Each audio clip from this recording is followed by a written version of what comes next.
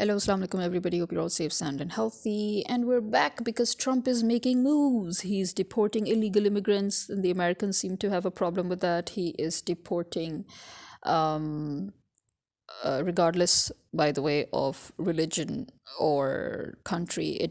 He's not looking at religion here. He's not looking. So let's not try to even um, acknowledge if any American is talking about or non-American even if they're trying to say that no, he's not targeting certain groups. As you can see, he's targeting all illegal immigrants. And number two, the Black History Month. Now I do remember an interview where Morgan Freeman um, had said that he didn't care for Black History Month and he doesn't see why Black History Month has to be shoved in front of him, because the way he sees it is that if blacks are a part of America, they're part of the history of America anyway. And he asked his, the person the host who was interviewing him, he was a white guy, and he asked him, do you have a White History Month? Do you want a White History Month? Do you want a month that celebrates only you for a certain weird reason?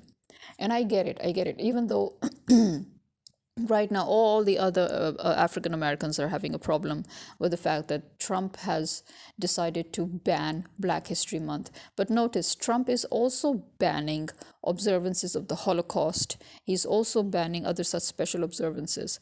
And I think that that is, again, something that you need to understand.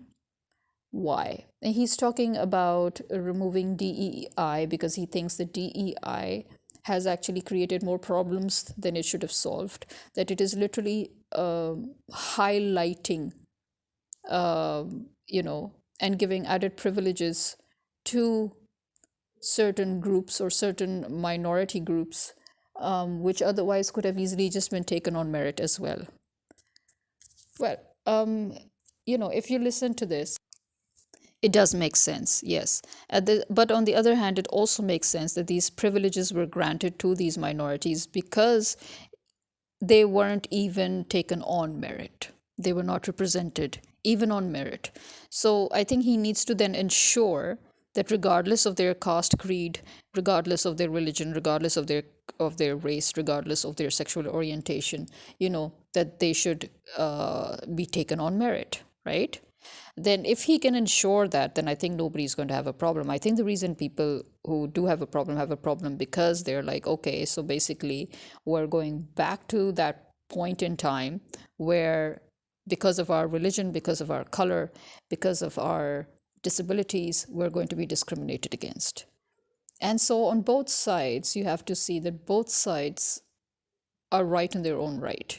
So what they need to do is they need to meet halfway in order to, nail down a few facts or nail down a few points that need to be addressed so that there should be a good proper solution. Because yes, I think in a way it also does make sense that there are many blacks who have been offended by the Black History Month, and they're like, why? We're part of America, we're part of the American history. Why segregate a whole month for us? But on the other side, there are a huge number of black people who appreciate that yes, there should be a Black History Month because we have had no real representation, and we need to remind our children and ourselves that we have been a huge part of the American history. So there you go. So they're both talking about the same things but approaching it in a different way. So what's interesting is, I remember last time when Trump suddenly just wanted to abolish abortion rights, and he wanted to roll back on women rights and all. Remember the hue and cry that women made? Because remember, as I said that time, if you remember, I said that, well, you people didn't want Sharia, you people didn't want Islam, and so Trump is just giving you what you wanted. He's rolling back all the laws that you enjoyed thanks to the Sharia, you know, because believe it or not, abortion is your right in the Sharia. It's only after a certain amount of time that you cannot abort your child unless there is an emergency or there is a medical problem or an issue or something. But abortion, has never been banned in Islam. No. Never was. I don't care what any other, post-colonial mullah tries to tell you, but if you do a proper study of Islam, and if you read the Quran and if you look at all the hadiths and all, so you would notice two things. One, there is nowhere where it is written that abortion is banned, but yes, it is said that if for any other reason, if there is an abortion, it is to be done before a certain amount of time. After that, it will be considered as, yes, equivalent to murder if there is no genuine reason for abortion. On the other hand, there is also family planning, which was a practice that was maintained during the time of the Prophet, by the way. So, again, women's rights, something that was already a divine law in Islam, but this is something that the Western women had to really fight for. But this was always part of the Muslim society then. Remember, the Muslim empire, women enjoyed their rights and privileges, right? All the problem, as I said, began, the whole problem basically began when these Western barbarians basically colonized those developed countries, those first world countries of their time, which were Muslim countries that were under the Muslim empire, or other countries that were under the Muslim empire, which eventually anyway became Muslim countries. So those countries were the first world countries of their time. Okay, those countries were the developed countries of their time, and the Europeans, sneaked in, and in a cowardly manner. I mean, as you know, the white man was never known for their bravery. They were known for cowardly sneaking into countries and dismantling them from within by the divide and conquer rule.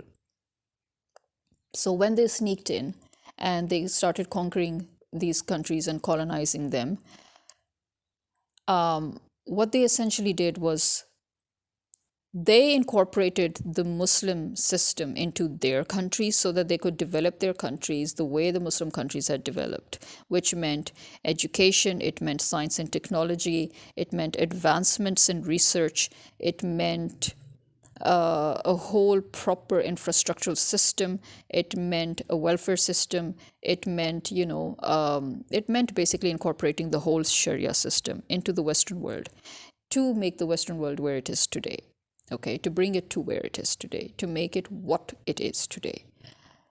And in that process, because the whole idea that the Western world had was that even if we leave these countries, we must still maintain control over these countries so that they can never rise back, right?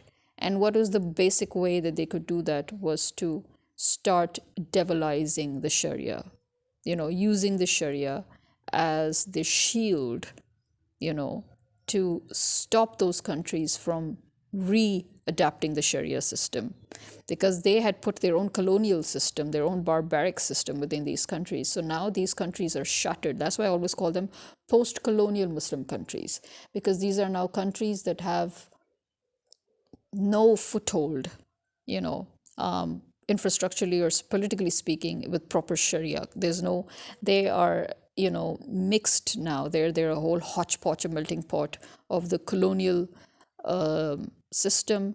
And then, they have, just for formality's sake, they have the Sharia system running parallel to it. And then, that is why these countries have never actually gone back to the peak where, but many did actually. For example, Syria is one of those countries which actually maintained a very good track record. But there was constant interference again by the Western governments. And as you see, the Western governments were fine as long as they could get their way. But now, for example, right now you have a new government that is set up in Syria after this chaos, after this war, this alleged civil war that was literally actually started. It was financed, it was basically triggered by the Western powers and by the Israeli government.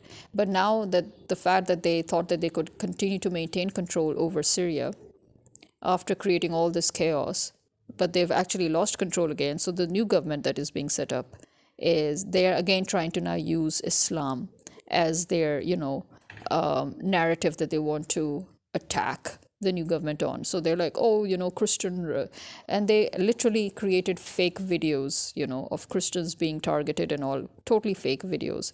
Remember, this has been tried and tested in other countries, including Pakistan. But the problem is that the people of Syria are now so sick and tired of the Western powers that they have literally told them to get out of our lives.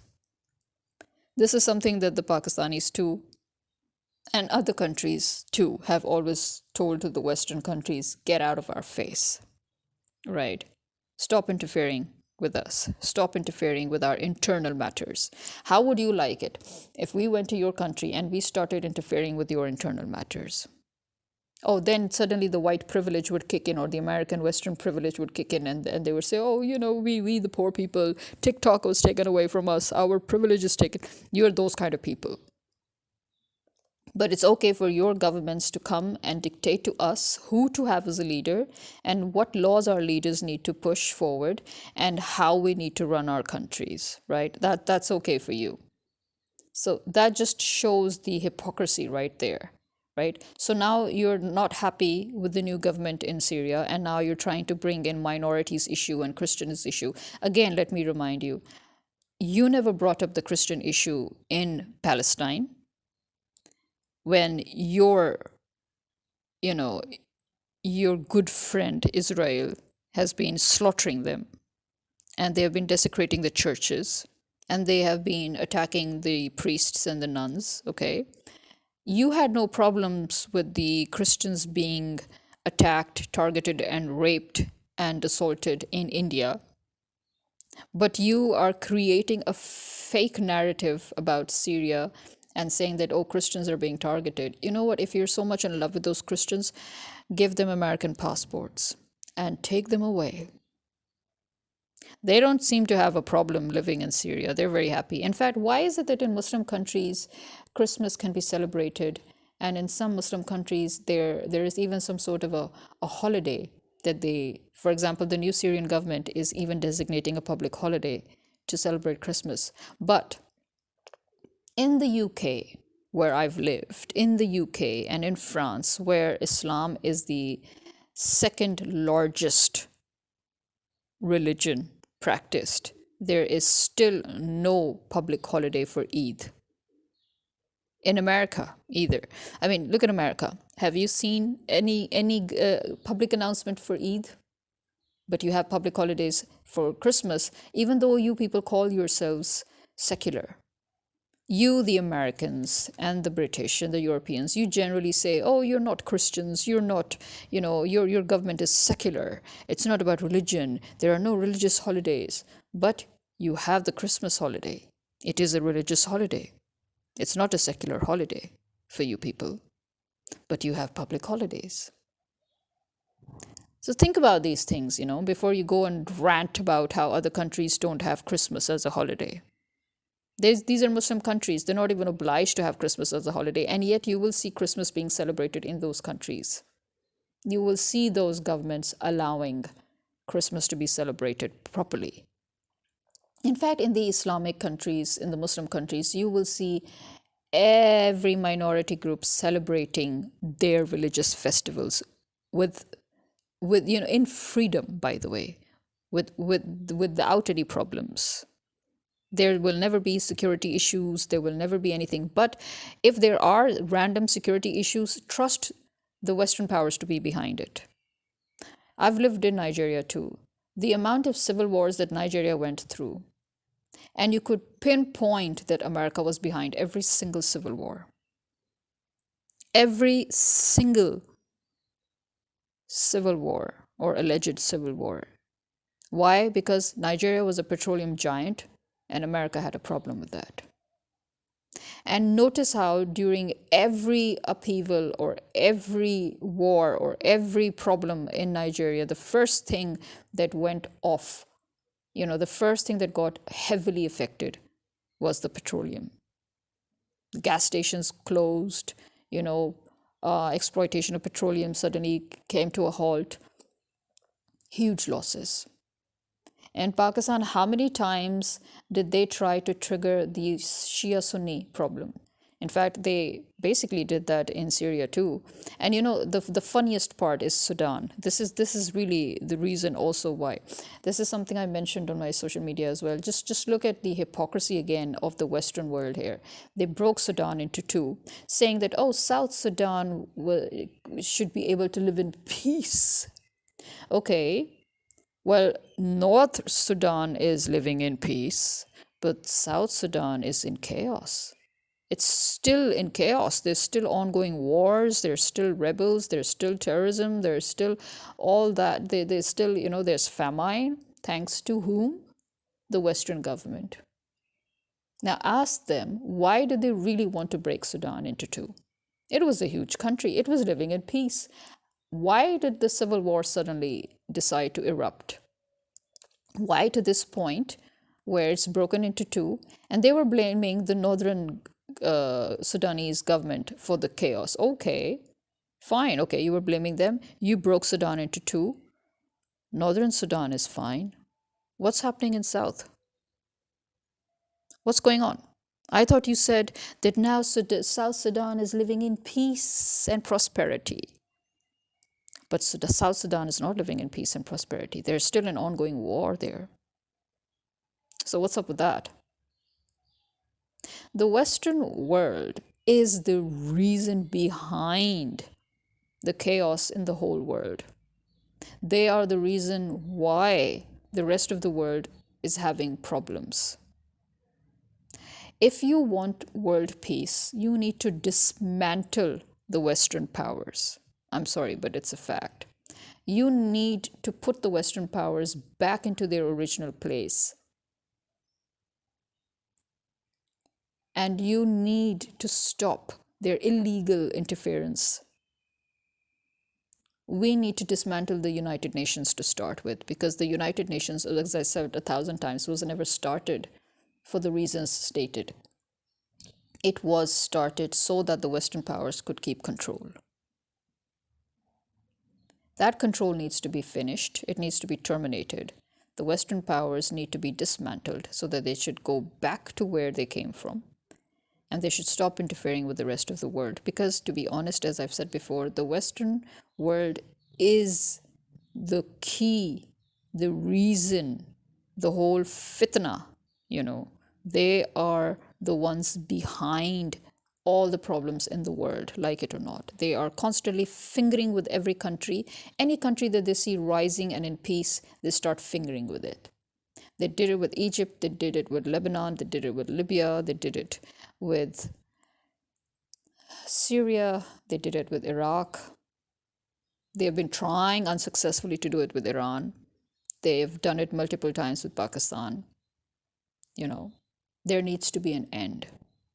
And in fact, their end is coming, because, as I said, just look at them. Just look at the way they're behaving within their state and then out of their state. And just look at the sheer ignorance and stupidity of the Western mass, that they still don't understand what exactly is going on. You should really take a good listen to The Thinking Muslim, where the interview, especially part 2 of the interview with the Sami Hamdi, why the West wants to bring down the new Syrian state, talks about the key points that we all have been mentioning, all of us from Muslim countries and from different countries all over the world.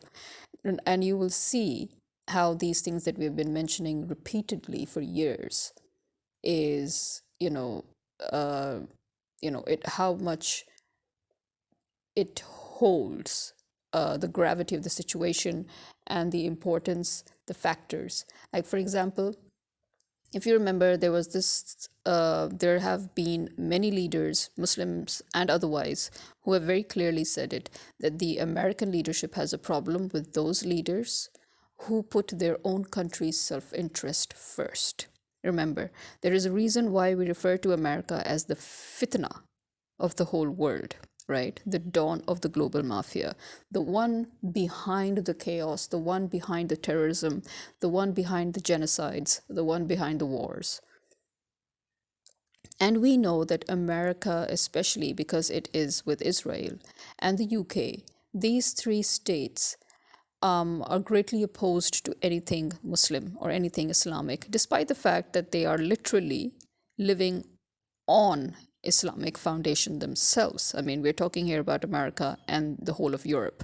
They had to borrow the Islamic legal system, they had to borrow the Islamic political structure, they had to borrow the whole Sharia in order to make their countries reach the point where they are today, right?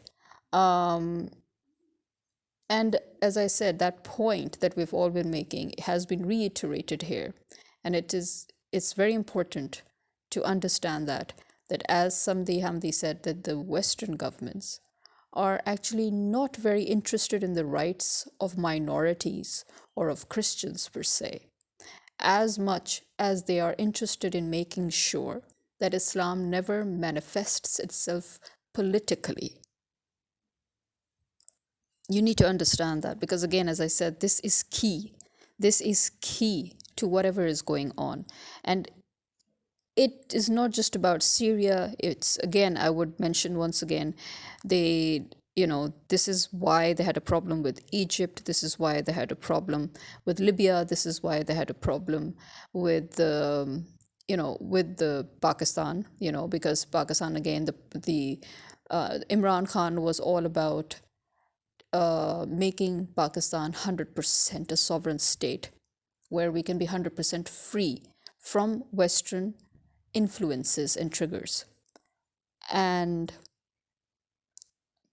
this is why it is very important for the Muslim countries as well as other non-Muslim countries that are being affected and disturbed by the American government. For example, remember African countries that are not even Muslim, but they have a huge problem with Europe and America because Europe and America are still trying to dictate the African politics. They're trying to dictate them. Again, as always, they have always used minorities as an excuse. But as we can see in Israel, those same Christians are being slaughtered. You don't see America and the UK speaking up for them. In Israel, nuns and priests have been banned from going into churches. You don't see America and the UK and other European countries raising their voices. In India, remember, in India under Modi's previous term, there was a lot of killings, a lot of genocide, a lot of rapes, on Christians. We're talking about Christians in particular here because this seems to be the stance that these Western powers take when they try to, dismantle any country. So, nobody spoke up. I never heard a word from America or the UK or Europe, anything concrete, and yet you see that these people are always pushing their agenda. Now, if you remember, the American government was pressurizing African governments, and they were pressurizing Asian governments, and they were pressurizing various governments all over the world to push a new agenda, and that was the LGBTQ agenda, right? But now, hey presto, suddenly Trump comes up and he's dismantling the whole LGBT narrative in the American government and in the American society. So, what does that tell you? Whatever their agenda is, they want to push towards the whole world. They're forcing them to make laws on LGBTQ. They're forcing them to go against their own cultures, their own religion, or their own, narratives. And now suddenly, oh, America suddenly wants to remove LGBTQ from its own society. That tells you, again, as I've told you 1,000 times, it doesn't matter who comes as the president of America. Basically, there are certain rules that they have to follow of the machinery that is behind them, the deep state, the same deep state that Trump is trying to dismantle. Because let me tell you one thing, this is essentially what the deep state or the establishment in America has been striving for. No diversity, no women's rights, no LGBTQ. You understand? That is exactly what they stand for. They don't want these things. Now, remember, the whole idea of bringing diversity and human rights is a part of the Islamic Sharia. Again, the same Sharia that they're always scaring you about. This is the same Sharia that built your societies into what they are today. Obviously, Sharia does not stand for LGBTQ, but Sharia also does stand for treating every human being properly, decently, and not discriminating against anybody keep with regards to their race, their creed, their caste, or their religion. Remember, the Prophet Muhammad, peace be upon him, at his time too, uh, Jews celebrated whatever they wanted to celebrate. The Christians celebrated whatever they wanted to celebrate. The Prophet, remember, granted immunity. We can call it immunity at this point, but I mean, basically, he granted, safety, security, and freedom to all non Muslims when he entered Makkah and took over Makkah. Remember, the first thing that he announced was a general immunity and a general pardon to all his enemies. So the thing that scares American government or UK and Israel the most is that if the world finds out that they have been borrowing and using the Islamic foundation, the whole Islamic system, you know, which I think is very stupid because the world already knows that. But I guess to them, the world means just their masses, the masses who they've been controlling and brainwashing all this time. This in itself tells you a lot that their fear of their masses, suddenly finding out the whole truth, the fact that their whole masses have been enjoying Sharia throughout these decades, and so obviously then the question will come that, okay, if you have such a problem with Sharia, then how is it that you used that very Sharia to lay the foundation for our modern societies? And if you have used it successfully, why are you stopping the Muslim countries whose system it is from continuing to adapt that system? So this is the one of the very you know core acts of stupidity that you find in Western politics, which makes no sense. The very controversy here in their politics is that they want to take everything from everybody, but they don't want those people to take advantage of their own system. They want to control the world because they never, as I told you before, they never intended on ending colonialism, right?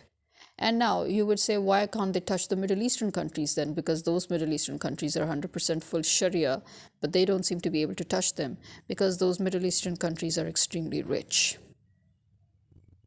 That's why. Yes, because at the end of the day, it's all about money for them. Money, power, right? If they ever, because also remember, they have already fingered the Middle East. Okay, so a lot of these kings and the royal family and all, they have already been fingered generations ago by the British. Okay, so the reason why they're keeping close alliance with them is because it's a very, very right now at a very sensitive point where anytime anytime if anything gets dismantled within the Middle East, then the benefits that America and Europe have been reaping off of the Middle East will end. So it's a two pronged problem here or issue for the Western powers, because as I said, they had already removed the original legitimate royal family from Saudi, and they had already placed a royal family from amongst the Jews who then converted to Islam because they could see that it didn't matter. Um, Again, here this shows the fear that they have of the Middle Eastern mass, that they would have beheaded the royal family hadn't they converted to Islam or hadn't they taken over as Muslims. And when it comes to United Arab Emirates and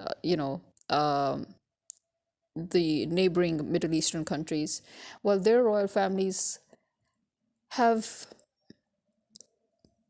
not much to do with the direct involvement, you can say, or interaction or interference of the Western governments, but still there has been a connection, right?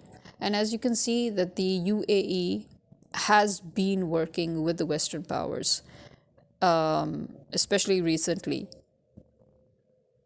And again, one of the reasons why Imran Khan was overthrown by the Western powers was he was bringing them back to their senses. He was bringing the Middle Eastern governments back to he was smacking some sense back into them. He was reminding them of their integrity as Muslims. He was, reminding them of what they need to actually focus on and what their priorities are supposed to be. And they were actually coming back towards that fold. And that was deemed very dangerous for the Western powers because they were losing. They were losing big time when it came to, maintaining a hold over the Middle Eastern governments. So, as I said, remember, they cannot directly or openly attack the Middle Eastern governments because they are too powerful, like it or not. The Middle Eastern governments, despite the fact that they do tend to get easily influenced by the American, the American interference, you can say, but at the end of the day, they are still too powerful to be meddled with openly or directly. So the Americans have been meddling from behind, from within, through the white man has never been brave enough to fight head on. The British and the Americans, the Europeans, they are called thieves for a reason because they sneak in from the back door. You know, the only way they could ever rule any country was divide and rule. They could never rule a country properly, as opposed to, for example, the Muslim empire, where they ruled very openly and they never had to go through these sneaky tricks. They fought wars openly, they declared wars openly, they entered and conquered lands openly, so there was a fair, that is actually a fair fight through which they conquered lands. The British and the Europeans, they never had fair fights. They sneaked into countries, pretending to be merchants and tradesmen. And then they started, dividing people, and they started, manipulating people. And then they started looting from people. And then that's how they started, gaining power. So this is the as you can say, this it just doesn't change. Even today, the white man is literally fingering governments from behind, from the back door. They are looking at, weak links in the chain, and they're manipulating them to break the whole chain. So as I said, this is key. You need to remember that. This is key, that the Western powers are only interested in making sure that Islam never manifests itself politically, because the power that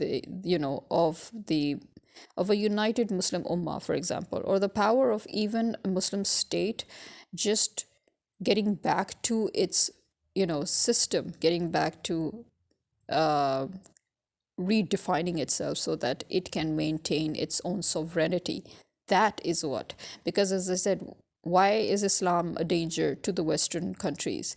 Because true Islam, the true Sharia system, the true Islamic system, is about sovereignty of state, in the sense that no state can be influenced, interfered with, or dominated by another. In other words, enslavement, colonization, it's not allowed. In Islam, we are supposed to be free, and we're supposed to fight for our freedom, and we're supposed to fight for any other country's freedom that is being oppressed. We are not supposed to be enslaved by any other government or by any other group of people, right? We're supposed to be free.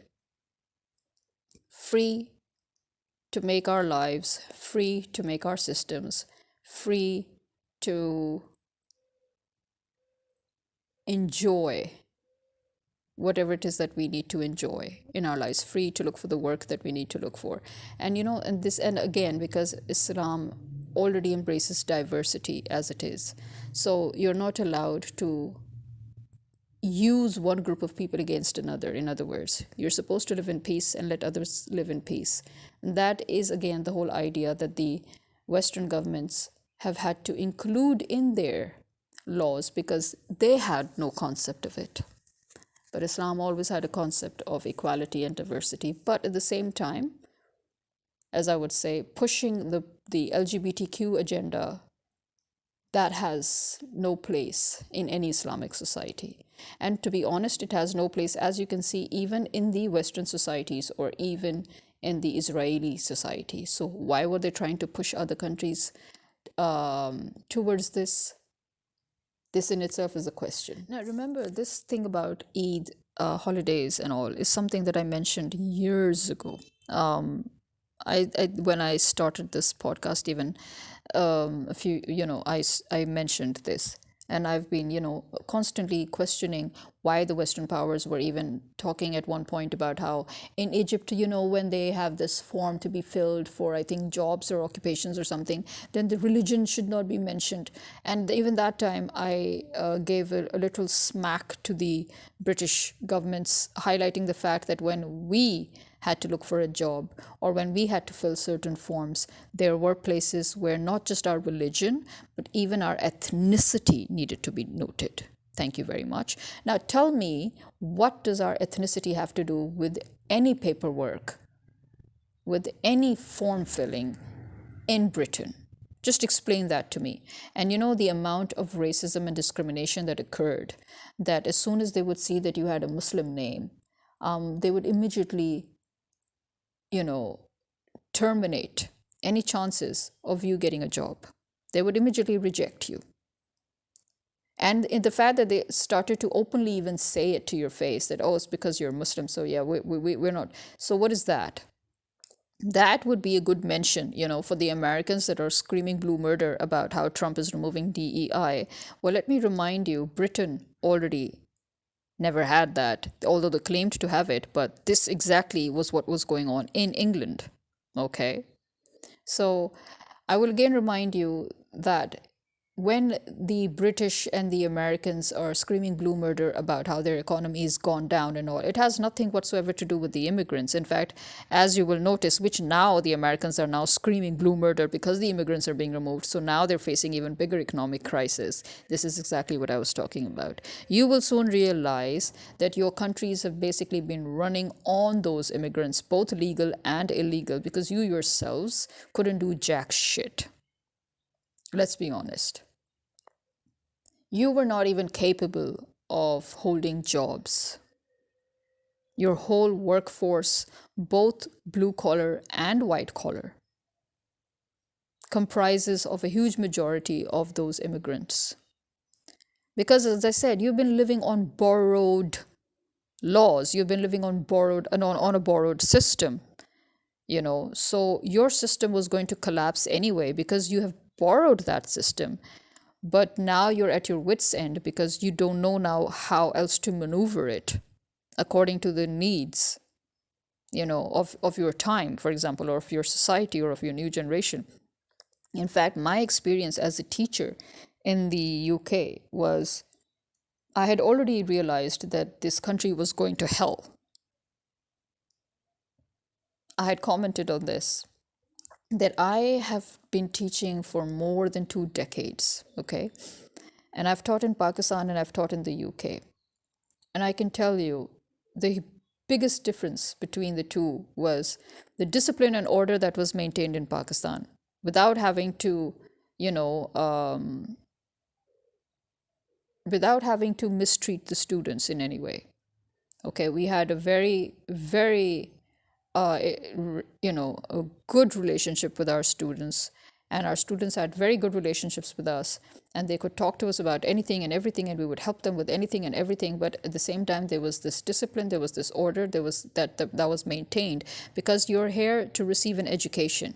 But in England, there was no discipline, there was no order, and the teachers' hands were literally tied behind their backs. Not just their hands, but their legs were tied too. They were crippled, and then they were expected to to maintain some sort of a quality in their standard. I'm sorry to say, the educational quality, the educational standard, especially of school, you know, all the way to O levels, was shit. And I'm talking about 17 years ago. Okay, I'm talking about 17, 18 years ago.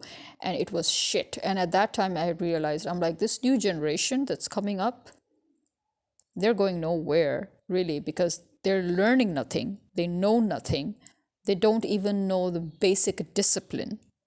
Heck, even the British Army has no discipline. I've actually had the misfortune to have actually even seen British Army cadets. I don't know if they were cadets or if they were soldiers or what the heck they were, but they were extremely undisciplined, extremely rowdy on a public transport in the subway. The way they were behaving, the way the people were looking at them, people's reaction to them was exactly the same as their reaction was towards rowdy teenagers. Imagine that in Britain, kids, teenagers, and the army, all three of these groups were treated in the same way by the general public. They were looked at in the same way as one would look at gangsters. You know, your street thugs, you know, the way you're like, okay, don't make eye contact with them, just keep your eyes away, avert your eyes, you know, don't even acknowledge their presence so that they shouldn't come onto your case, you know, just avoid them, avoid them. This was the attitude of the general public towards teenagers and the army. What does that tell you? I mean, and you're actually surprised that Britain has gone to shit. Seriously? You failed to maintain a proper educational system. Okay? Your kids were nothing short of gangsters. They were rowdy, they were undisciplined, and teachers like us who could maintain those discipline, literally we were begged. We were literally begged that we should just, you know, come every day and discipline them and help with that. And in fact, some of the teachers literally said, you know what, I can pay you from my own pocket, but just please come to our class every day. And what was there to do, really? You just had to show the kids that you meant business, that you were a no nonsense person and you didn't have time for their bullshit. At the same time, while still keeping that respectful, you know, relationship, while still respecting them, you're forcing them to respect you too. And the azans have started, okay, so I'm giving back a break here. So basically, again, I would say that if the British and the American systems have collapsed, it has nothing to do with immigrants. It has nothing to do with, you know, people coming from other countries, but it has everything to do with their own selves. As I said, they have lived on borrowed systems. They have lived on a borrowed economy too, for your information. They have had nothing to their own name. Resources have been stolen or, you know, forcefully taken or, you know, bought at exploitive rates from other countries, their previous colonies, right? Constant interference with political leadership in other countries maintained their economy as well, believe it or not, because selling weapons to countries to fight each other is one of the main resources of both the British and the American and other European governments. Then going to war, destroying cities, and then sending your own companies to reconstruct those cities. This is a huge investment again for the Western governments, which is why they're warmongers, by the way. Your governments, your countries are warmongering countries, by the way. You actually have the nerve to go around calling other countries terrorists or other, but you are the terrorist countries. This is something, again, I've reiterated a million times. Okay. You finance wars, you finance genocides, and then you go up and pretend to pick the pieces. You bomb schools in Afghanistan as well. It wasn't the Taliban, it was the American government that was responsible for bombing schools. We happen to know that because when they tried to create a problem in the northern areas of Pakistan, which, by the way, the Western governments always tell their people that the northern areas of Pakistan are unsafe, when that is so funny because those are actually the safest areas in the whole world, not just in Pakistan, but in the whole world. Why? First of all, you know, those areas are very, very, very detached from politics. Okay? Those areas are areas in which you have people that have nothing to do with anything international or national when it comes to politics. These are people who are just living their own simple lives. They're still, most of the time, just preferring to go back to simple, old time living. They are all about organic living. They're all about organic food. They're all about maintaining simple lives, basically, okay? Or a simple life. Okay, so these people have nothing whatsoever to do with anything. But because, unfortunately for them, they happen to be on areas that are bordering with other neighboring countries, and the whole point of America trying to control Pakistan is, again, remember, using our land to wage war against China, against Russia, against Iran, all of whom with whom we kind of share borders one way or the other, right? And obviously they've had a problem going on with Afghanistan, so they have always been disturbing our bordering area with Afghanistan, which is on the, the KPK. Then we have a lot of resources again in the north. The whole of Pakistan is filled with resources, but the northern areas are especially filled with resources. And remember again that the reason why America and Britain have always been after Afghanistan is also resources. Okay, certain minerals, certain resources that we all know about now. So basically, the disturbance that America has been trying to cause and create in the northern areas of Pakistan was just that. Okay, so everything that was, that happened in the northern areas of Pakistan was literally created, financed, and even directly it was manifested by the Americans, and obviously the British from behind, but mainly by the Americans, right? Any disturbance in the northern areas of Pakistan. And even then, when they created this whole fake scenario of terrorism in the northern areas of Pakistan, the terrorism was mainly done by the CIA. The whole world knows that. The terrorism was conducted, performed, and, dramatized, choreographed, script written by the CIA. Okay. And even there, the schools that they had bombed, it was done by the CIA because they literally wanted to open up schools in the certain area, and that went against government policy. And they met with one or two treacherous locals, and they decided, okay, we'll and this was again in areas that already had 100% literacy rate. Note that too. So they were talking about those areas being remote, and they were talking about those areas not having education, but those were the areas that actually had 100% literacy rate in Pakistan. But because these were remote areas, politically remote areas, that is why the Americans decided, oh, let's just bomb the shit out of them. Let's just, bomb a few schools, and then we can force the government to give us the tender to construct schools. But you know what? They lost there because they still didn't get the tender because they got exposed. Okay? So this is how the American government and the British government and their allies, the Western allies, this is how they've been working in Africa and in Asia. Okay, they target areas, they target those countries that were once their colonies, and then they just go for it. And then they try to, create chaos. They destroy cities, and then they send their companies and they force those countries to give tender to those companies so that they can rebuild those cities. Keep that in mind. In Afghanistan, too, the schools were bombed by the Americans, not the Afghanis. Okay? Because in Islam, let me tell you one thing, there's another thing you need to put into your thick skulls. It is a Christian concept that women should not be educated. In fact, it's a Christian concept that women and men should not be educated because then the state loses control. But in Islam, education is an obligation. It's not a luxury. It's not a trend. It's not a fashion. Okay? It's an obligation. Every man and woman, every Muslim man and woman is obligated to get an education. Okay? Keep that in mind. In the Western societies, education was not an obligation. This was another thing that they borrowed from Muslim countries.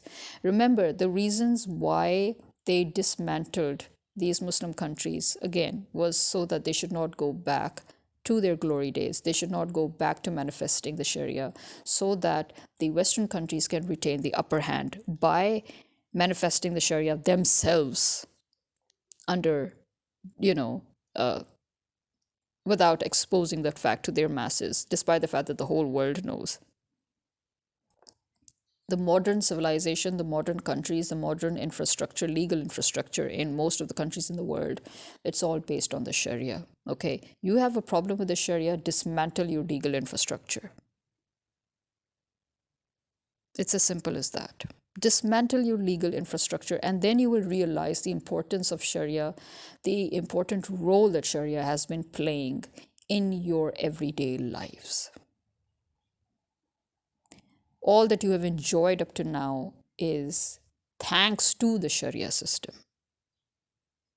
The fact that you're so ignorant that you don't even know that, and you're talking against the very system that you are enjoying and benefiting from, that just shows how stupid you people are, how brainwashed you people are, that you don't even know that. But the whole world does. That is even worse, you know. Has the Western world ever realized how isolated they are? That they don't know anything about the world. When we study, we study geography, we study, you know, uh, we have general knowledge where we need to know about all the different countries in the world. But American public literally thinks that America is the world and that there's no other country that exists. Literally, there are actually people in America who literally believe that America is the only country in the whole world. Okay? And then you have the European public, which are so ill informed that they don't even know the difference between the Middle East, the Gulf, and Southeast Asia. Literally, like, how stupid are you? Seriously, what do you learn at school? These are things that you need to know. You need to know about the different countries all over the world, and you need to know about how those different countries and those different cultures exist. And you need to know that you have borrowed the Sharia, that you have borrowed the Islamic legal system and the Islamic social system, the Islamic welfare system, the Islamic political system to set up your states to where they are today. Okay, you, the people, need to know that. It's not only the politicians or the judges or the judiciary or the bar association or the politicians or the bureaucrats. You know, it's not only those people who need to work in this field that need to know that. You, the people, need to know that. And you will know it very, very soon, and not in a good way. Because when you will be dismantled, when the system will be removed and dismantled, and you will go back to your original basics, then you will realize how much you've been benefiting from the same system that you have been bad mouthing.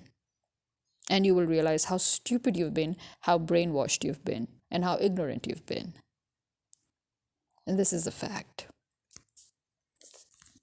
So, yeah, we need to address this issue because this is the very narrative that your governments have been using to blind you, to manipulate you. Okay? Your economy has always been dependent on still looting from other countries and from using other countries' workforce. And your economy has been dependent on warmongering, and your economy has been dependent on selling your education. Yes, I would call it selling your education, because the amount of revenue that you gain from international students, you know, it makes up for more than 64 to 74% of your total revenue. And then you have the immigration. You think that they come to your country for free? You rip off millions from them, by the way. They spend millions to immigrate. So that's again added revenue. When you stop immigration, and when the international students will also no longer care for your education, you will be broke. You will be broke. Your system will collapse anyway, because you are still unable to meet your own demands, to meet your own needs. Because, as I said, if you look at Europe and America, you do not have those kind of resources that you need, which is why you still want to maintain control over other countries that have those resources. And this is something you really need to understand. Another thing you need to understand, if we come back to the Sharia system, is despite the fact that you have borrowed the Sharia system, but you have mainly borrowed the secular part of the Sharia system, right? Believe it or not, yes, the secular laws that you seem to think are your own, they basically are a part of the Sharia system. So you call yourselves secular countries, but you have given no actual freedom, no actual religious freedom to your minorities, who are not even minorities, by the way. They make up a huge percentage of your population. And unlike you, the Muslim countries that you always seem to have a problem with, and you always, berate, and you always say that we're this and we're that, these Muslim countries have given full religious freedom to their minorities, who are in fact minorities, because you will not see more than 30 to 40% of those minority groups and population wise in those countries. But still, they can enjoy their religious freedom, they can enjoy their religious festivals.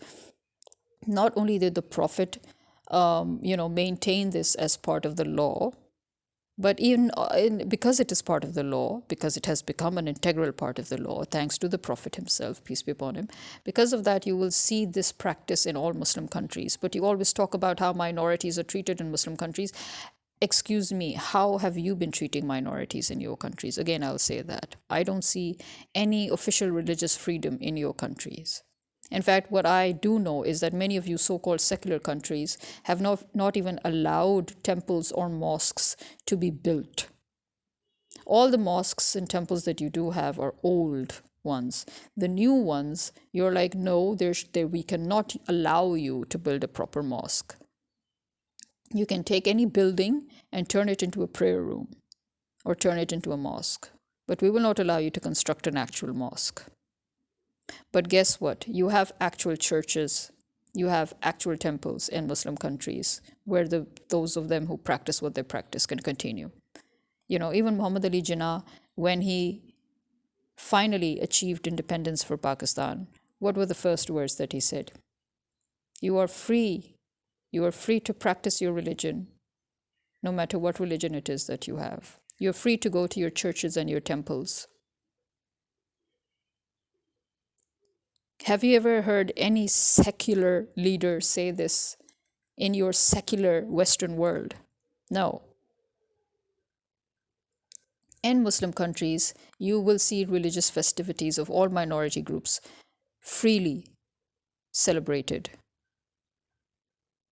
And again, in some countries, like again, as I said, the new Syrian government has even gone further, way further than even the Western world ever could even have the guts to go regarding their minorities. And that he's actually announced public holidays for Christmas, which he's not even obliged to. He's not. Because again, the number of Christians in Syria is not that great, percentage-wise, compared to the number of Muslims in America and in the UK. And this is again something I've said for many years. Have you ever seen them giving you official public holidays for Eid? Or even in Canada, the number of Muslims in Canada is huge.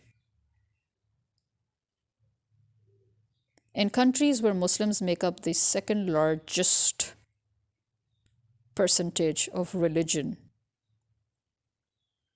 they have never asked those governments for public holidays for Eid. But the Western government wants to dictate Muslim countries that, oh, you should not ask for their religion when they're filling forms, and you should not ask when you people actually ask for our ethnicity. I mean, forget religion. You actually go ahead and ask for our exact ethnicity when we're filling your forms. Yeah, keep that in mind. When you bullshit, keep that in mind. You need to know these things before you bullshit, okay? Before you open your mouths and say crap.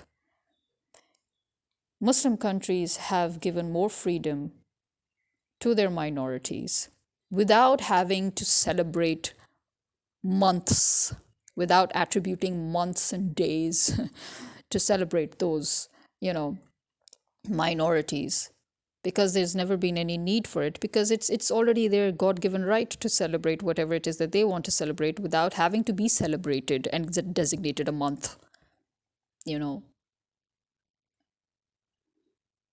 The fact that you have to designate a month to a particular minority, who's not even a minority, by the way, in your country, that shows the level of discrimination and the lack of equality that you have had to enjoy in your own country, as opposed to those countries that you're bitching about, who actually never saw the need for designating months to minorities because they don't treat their minorities as minorities. You're all, at the end of the day, the same. You belong to the same country. At the end of the day, you're all, for example, Pakistanis, or you're all Syrians, or you're all Iraqis, or you're all Palestinians. Where is the segregation going on? In the fantasy land of Israel that doesn't even exist. That is where, and in South Africa, where the British took over and tried to control, there you had an apartheid state for a long time. You have discrimination in America that calls itself the leader of the free world, when the fun part is it's not even free itself. You've had discrimination and segregation in Europe, you know, but you actually dare to make false allegations about Muslims and Muslim countries where actually there is no even concept of this kind of segregation, because nobody actually asks for anybody's religion, by the way. When we fill forms for jobs, we don't mention our religion. I have never had to mention my religion whenever I've applied for a job here in Pakistan. I've never had to mention my religion when I've applied for a job in any other Muslim country, to be honest. I don't remember applying for a job in any Muslim country and then having to state my religion. If you are applying from for example, a different country to a different country, it doesn't matter which country it is. If you're applying for anything, then yes, you do mention your religion. It doesn't matter if it's Europe or America or a Muslim country or a non-Muslim country, and that is part of your documentation, so that they should know if they have to give special care, or they have to make sure that there is no discrimination done against you, right? And that is the only reason why your nationality and your religion could be asked for.